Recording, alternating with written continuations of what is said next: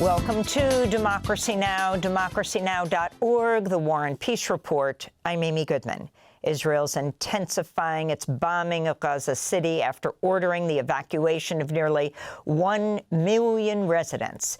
Speaking to Al Jazeera, residents report explosions and the destruction of homes, as well as naval boats joining tanks and jets in Israel's assault.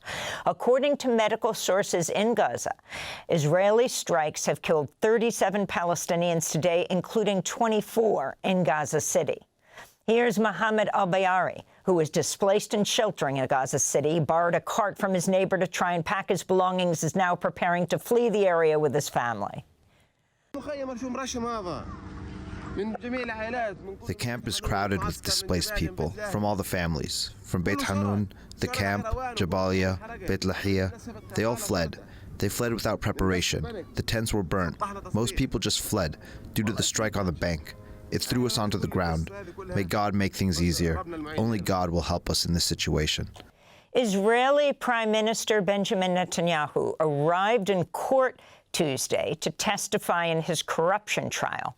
He's facing 3 corruption cases. Yesterday, he was questioned about changing the law on Israelis living abroad to accommodate the Israeli Hollywood mogul Arnon Milchan in exchange for gifts. Netanyahu also announced he'll be visiting the White House this month again after the UN General Assembly. It'll be Netanyahu's 4th visit to the White House since President Trump took office. Meanwhile, Spain's canceled a major arms contract worth nearly $825 million for Israeli-designed rocket launchers. That's according to a document reviewed by Agence France-Presse, AFP. It comes as Netanyahu held a news conference yesterday stressing the need for Israel to develop its own weapons industry as more countries sanction Israel over its assault on Gaza. So we are going to produce an independent arms industry, very powerful, very strong, that can withstand any kind of international political constraints and will provide security for the State of Israel. Meanwhile, thousands of protesters in Jerusalem yesterday took to the streets and marched to Netanyahu's residence, calling for an end to Israel's war on Gaza. We are demonstrating here in order to convince our crooked government to stop the war and release the hostages. Very simple. And also to release our country from a crooked regime that is destroying the country, although they don't have a majority in the public. The Israeli military launched airstrikes on Yemen again, on the port of Hodeidah yesterday. The spokesperson for the Houthis said air defense systems have been activated and prevented an Israeli assault on Yemen. Israel and the Houthis have traded attacks since Israel launched its assault on the Gaza Strip in October 2023. Meanwhile, hundreds attended funeral services in Sana'a yesterday for the 31 journalists who were killed in Israeli airstrikes last week. The Committee to Protect Journalists told the Associated Press they were still working to verify the deaths of the journalists, saying, quote, "The information environment is highly restricted. Houthi authorities have imposed strict censorship, including a ban on sharing photos or videos related to the airstrikes," unquote. President Trump has arrived at Windsor Castle for his 2nd state visit to the UK. Prior to his visit, images of Trump with convicted sex offender Jeffrey Epstein were projected onto Windsor Castle last night. 4 people were arrested. Protesters also displayed a massive banner of Trump and Epstein outside the castle. Protesters took to the streets of Windsor yesterday to demonstrate against Trump's visit to the United Kingdom. His actions and his inactions are causing instability in the world, overturning the world order that we've got used to. He could have stopped the war in Ukraine. He could stop the war in Gaza if he wanted to. I don't understand why he doesn't want to. He's the most dangerous man in the world. Prosecutors in Utah are vowing to seek the death penalty for the accused assassin of conservative activist Charlie Kirk. On Tuesday, the accused shooter, Tyler Robinson, made his first court appearance by video from the Utah County Jail. He's being charged with aggravated murder and 6 other counts for fatally shooting Kirk last week at Utah Valley University. Prosecutors also released the transcripts of text messages Robinson allegedly sent to his roommate, who was also his romantic partner. In one of the alleged messages, Robinson wrote about Charlie Kirk, quote, saying, "I had enough of his hatred. Some hate can't be negotiated out," unquote. Robinson reportedly also left a note for his roommate that read, quote, "I had the opportunity to take out Charlie Kirk, and I'm going to take it," unquote.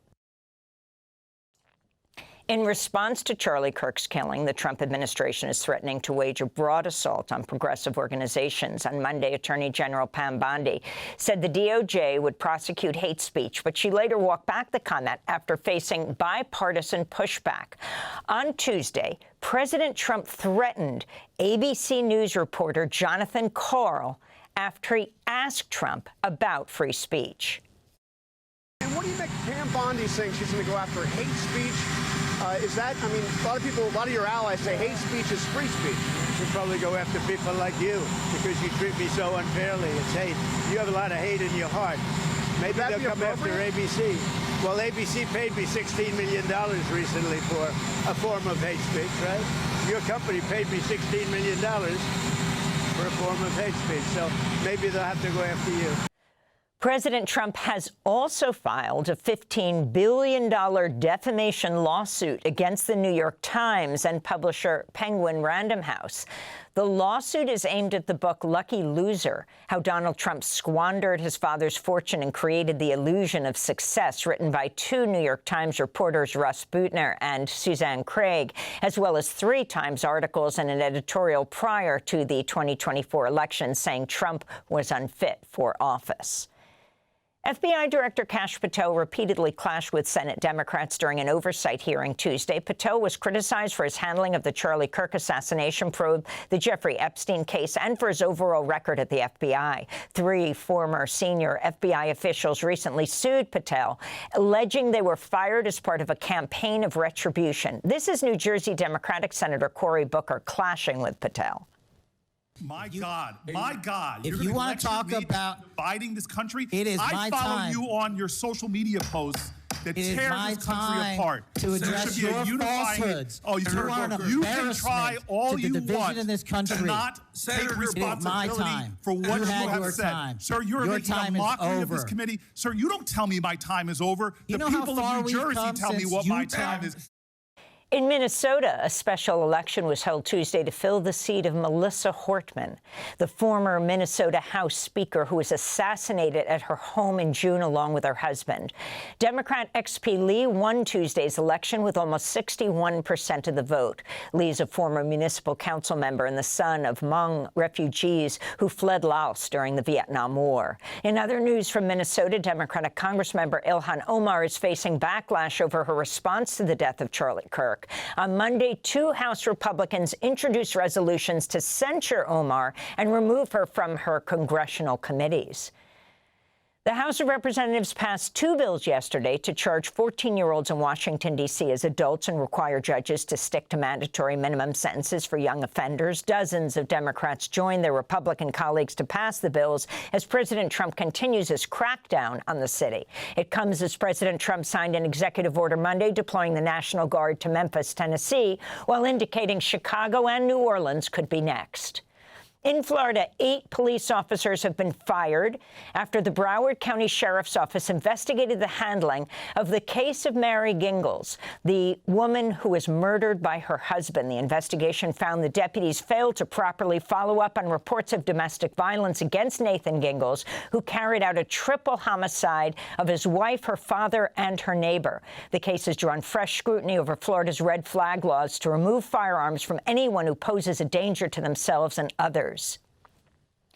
A New York judge has tossed out the terrorism charges against Luigi Mangione, who killed United Healthcare CEO Brian Thompson last December. The other charges were kept in place, including a second-degree murder count. The judge's ruling spared Mangione of a possible mandatory life sentence without parole. Judge Gregory Caro wrote, quote, while the defendant was clearly expressing an animus toward United Healthcare and the healthcare industry generally, it does not follow that his goal was to intimidate and coerce a civilian population, and indeed there was no evidence presented of such a goal, the judge said.